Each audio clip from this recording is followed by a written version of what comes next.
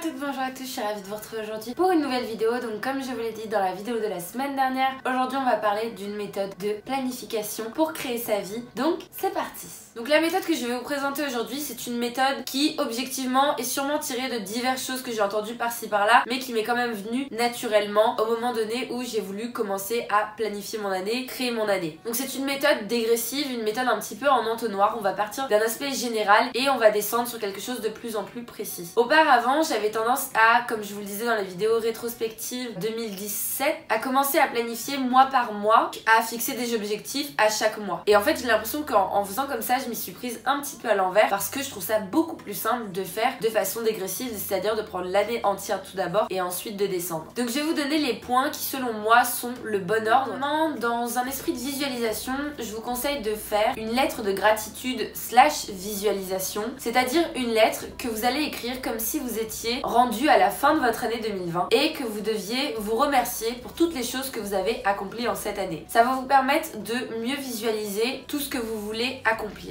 Évidemment, on reste dans une lettre au présent, dans une lettre où on va parler de façon positive et surtout essayer de ressentir au maximum le sentiment de bonheur, de joie, de paix, de reconnaissance que vous pourriez avoir à ce moment précis. Avant ou après, ça dépend si vos idées sont arrêtées, si vous avez déjà un petit peu en tête ce que vous voulez faire ou non. Faire évidemment une liste de tout ce que vous voulez faire dans cette année 2020. Je pense que au fur et à mesure où j'avance dans le développement personnel, ce qui me semble être le plus dur, c'est ce qui semble être le plus simple avant de commencer ce cheminement. C'est-à-dire que là, je suis rendue à un point où ce qui me fait le plus peur, c'est pas les peurs habituelles qu'on peut avoir de pas y arriver, de pas être à la hauteur, de pas le mériter, machin, mais c'est plus... C'est-à-dire que les freins qu'on a l'habitude d'avoir quand il s'agit de nos rêves ou de nos objectifs, eh ben, ils deviennent différents, ils évoluent en fait au fur et à mesure de notre développement, j'ai l'impression, en tout cas du mien personnellement. Je vais pas parler pour tout le monde évidemment, mais par exemple au début, on a souvent peur que ce soit de l'échec, de ne pas le mériter. On a beaucoup de freins, on va dire lambda, ils deviennent de moins en moins forts, mais notre ego est toujours là à vouloir nous freiner, nous ralentir, nous empêcher de, mais il faut retenir qu'on avance quand même dans tous les cas. Par exemple aujourd'hui, je ne suis pas vraiment effrayée à l'idée de faire telle ou telle chose, mais je suis plus effrayée à l'idée de l'ampleur de tout ce qu'en fait je peux faire, de cette liberté, de cette possibilité, de cette facilité, parce que c'est quelque chose d'inconnu, parce que c'est pas quelque chose dans lequel j'ai été élevée, dans lequel j'ai été éduquée, donc forcément j'ai ce côté qui me freine un peu en mode je connais pas tout ça, ça a l'air tellement beau, je le veux mais en même temps j'ai un peu peur, et je trouve ça assez marrant de voir à quel point nos peurs ont évolué en réalité. Donc ça peut paraître simple de faire une liste des choses qu'on aimerait faire cette année, mais plus vous allez vous rendre compte que tout est possible et que tout est faisable, et plus vous allez comme avoir des rêves de plus en plus petits ou de moins en moins de rêves. Je suis quelqu'un qui rêve énormément, je me visualise dans plein de choses, je suis une usine à rêves, j'ai envie de dire. Mais quand il s'agit de les noter et de me dire je vais faire ça cette année, je veux faire ça cette année, d'un seul coup j'ai peur en fait. J'ai peur d'en mettre trop. Je trouve ça vraiment paradoxal au final. Mais voilà, faites une liste de ce que vous voulez faire cette année. Voyager, changer de travail, déménager, adopter un animal, un projet peut-être que vous avez avec votre partenaire de vie, peu importe. Mettez ce que vous voulez accomplir durant cette année. Donc ça peut sembler la partie la plus simple, mais ça peut se révéler être la partie la plus difficile, bizarrement. Ensuite, ce qu'on va faire, c'est qu'une fois qu'on a nos objectifs, nos rêves, nos buts pour cette année 2020, on va les séparer en 4.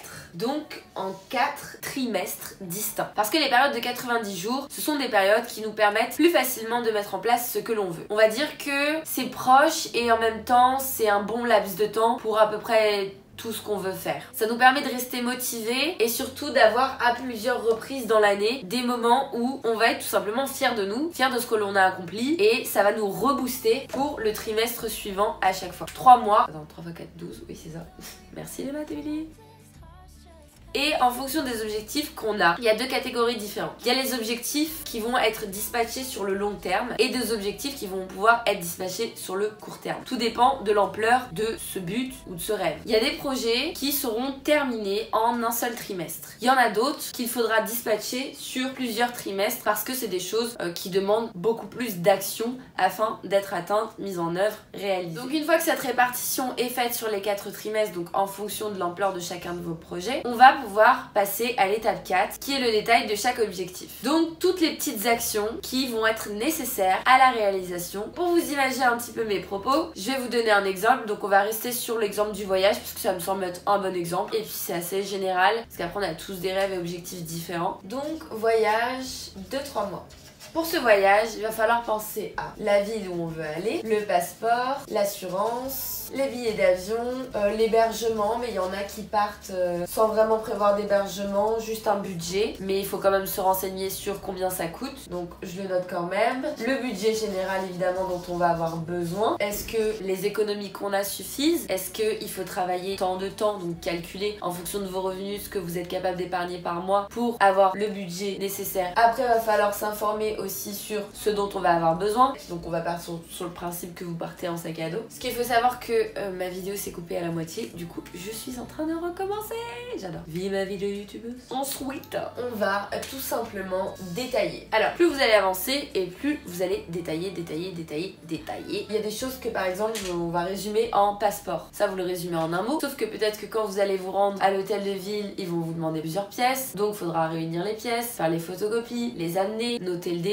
Ok, dans 3 semaines pour aller les récupérer, il faudra renoter à ce moment-là, tel moment je vais chercher mon passeport. Les billets d'avion, pareil, c'est en plusieurs étapes. D'abord se renseigner, comparer, et ensuite le moment où vous aurez l'argent pour les acheter. Et bien sûr avant ça, il faudra prévoir la date de votre voyage. Encore avant ça, il faudra prévoir là où vous voulez aller. Là j'ai mis la ville, ça peut être le pays, ça peut être plusieurs pays. Donc si c'est plusieurs pays, planifiez l'itinéraire, vous renseignez via des vidéos YouTube, des articles, des groupes de voyage sur quels sont les monuments à faire, à voir, etc. Il y en a qui partent à l'aveugle, comme je vous ai dit, ils regardent même pas l'hébergement ni rien. Mais dans tous les cas, faut soit avoir un budget assez conséquent qui peut nous permettre de ne pas trop prévoir et de vivre un peu au jour le jour là-bas, soit quand même avoir une idée au moins approximative de combien ça coûte de manger, combien ça coûte de dormir, combien ça coûte de faire des activités, combien ça coûte de se déplacer, etc. Il y a des pays qui sont beaucoup moins chers que d'autres. Faudrait également vous renseigner auprès de vos assurances, pourquoi pas en comparer et ensuite y souscrire quand ce sera le moment. Donc tout ça en fait, tous les détails que comportent toutes ces choses là à mettre en place, vous allez donc les répartir sur votre trimestre. Donc je sais pas, on va mettre la ville d'abord, le budget à prévoir, combien de temps vous avez besoin d'économiser avant d'avoir la somme nécessaire et donc de savoir la date à laquelle vous partirez, à la date à laquelle vous allez prendre vos billets d'avion, souscrire votre assurance, commencer à vous équiper pour votre sac, etc.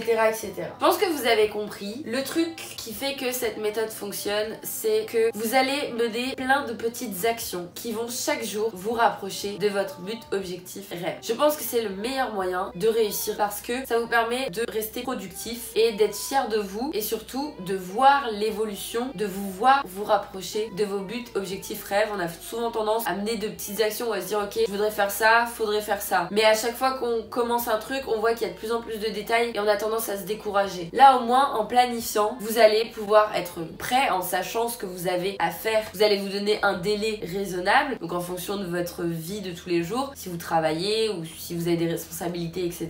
Vous surchargez pas trop. À la rigueur, au début, quand vous allez commencer, mettez quelques petites actions. Si vous voyez que vous avez encore du temps, et ben prévoyez-en plus pour le mois d'après, par exemple. Mais restez tolérant avec vous-même. À partir du moment où vous menez plein de petites actions pour atteindre votre objectif, c'est le meilleur moyen d'y parvenir. Ne vous en faites pas. Si vous le voulez vraiment, vous pourrez le faire. Évidemment, si je vous parle de cette méthode, c'est que je suis moi-même en train de l'appliquer. Personnellement, j'en suis rendue seulement à mon premier trimestre parce que, comme je vous le disais en début de vidéo, je trouve que plus on a conscience que le champ des possibles est vaste et plus, je sais pas, j'ai comme une sorte de micro-peur. Vaut mieux cette micro-peur que les peurs énormes que j'avais avant. Mais on a comme des micro-peurs qui restent et qu'il faut enlever petit à petit. Sûrement lié au fait qu'on se rend compte que notre vie peut changer et qu'on peut avoir tout ce que l'on désire au final. Que la vie est simple finalement. Si cette méthode de planification vous semble simple de prime abord, je le comprends tout à fait. Mais sachez qu'au final, il faut accepter que la vie est simple aussi. Je sais que ça, on n'a pas l'habitude avec ça parce qu'on n'a pas été éduqué et élevé dans cet esprit-là. Mais ça fait partie du conditionnement à faire également sur nous-mêmes. Je vous rassure, auparavant, j'étais la première à penser que les choses étaient compliquées et quand j'avais des objectifs, je pensais que c'était beaucoup plus difficile d'y arriver. Et puis j'ai fait diverses rencontres au fur et à mesure du temps qui m'ont prouvé qu'en réalité, quand on voulait vraiment quelque chose, on pouvait totalement l'atteindre. Pour la petite anecdote, j'avais rencontré une nana qui s'était fait refaire la poitrine et quand j'avais 18, 19, 20 ans, je voulais me faire refaire la poitrine. Je me disais que c'était inaccessible pour moi, pour le revenu que je faisais, que j'arriverais jamais à épargner assez pour le faire en France et que j'aurais peut-être pas le cran d'aller jusqu'en Tunisie même si c'était beaucoup moins cher. Et j'ai rencontré cette nana qui a fait donc son opération en France. Tout de suite j'ai pensé oui bah elle a dû gagner beaucoup d'argent et du coup ou alors elle avait une épargne ou machin, et pas du tout. En fait elle m'a expliqué que en 2 mois elle a fait que travailler, elle a fait énormément d'extras, plein de petits jobs à côté d'été machin etc.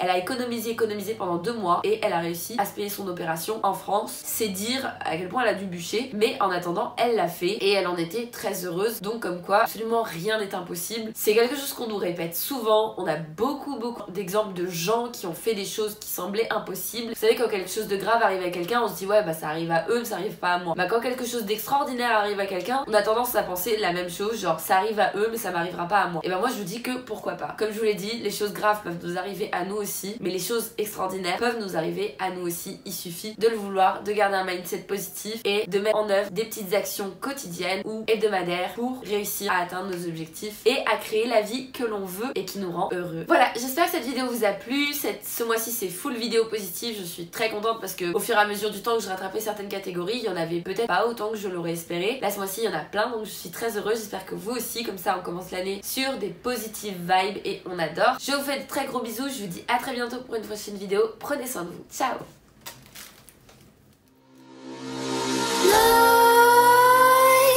Creep while you and me repeat this bittersweet heat is suffocating.